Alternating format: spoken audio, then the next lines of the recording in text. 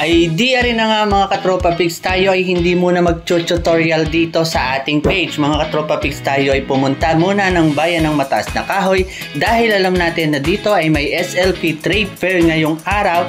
Tayo ay dali-daling pumunta at atin ngang titingnan yung mga paninda ng ating mga kasamahang Batanggenyo, at bawat bayan ay may pinagmamalaking kanya-kanyang produkto mga katropa pigs. Kung makikita nyo ay may mananahi pa nga diyan mga katropa pigs, at dito nga sa bandang ito taga mga alitagtag naman ito, mga punda ng una ng ating makikita dito. Dito naman po sa aking pangalawang pinagpuntahan ay mga chicharo naman po ang tinitinda mga katropa pigs. Maraming klase pong paninda, at areng gustong mabili ng ating mga kababayan yung kanilang mga balisong na kanya-kanyang sukat, may malaki, may maliit, at yan pa nga may kurtina at iba pang mga paninda, may mga kakanin, may mga talagang marami po tayong mabibili dito mga katropa pigs, at may mga suman, may mga buko juice.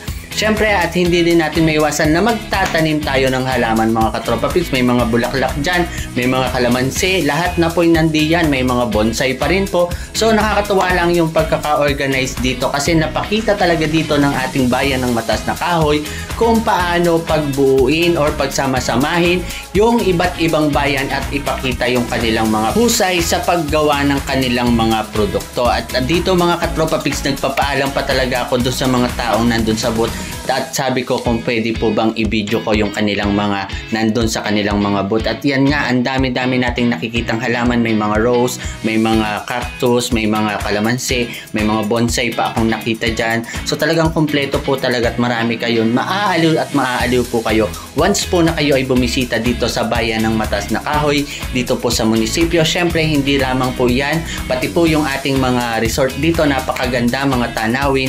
So kompleto na po talaga dito. Kaya kung gusto mong magbakasyon, piliin mo ang bayan ng Mataas na Kahoy at hindi ka po magsisisi dahil sa iyong makikita na nagbabaitang mga tao. At syempre napakamalilikhain din po ng mga tao dito sa bayan ng Mataas na Kahoy.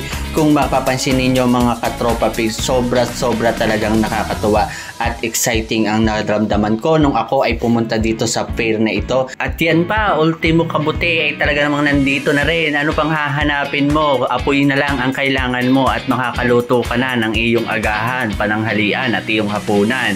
Syempre, idamay mo na rin ang iyong merienda. May peanut butter dyan. May tinapay din po dyan mga katropa pigs. Talaga pong wala na kayong hahanapin pa pagpunta nyo dito sa trade fair na ito. So yun lang muna mga katropa pigs, at for the meantime po, ganito lang po muna yung ating vlog. Ipe-flex ko lang po yung aking bayan kung saan po ako nakatira. Bye-bye!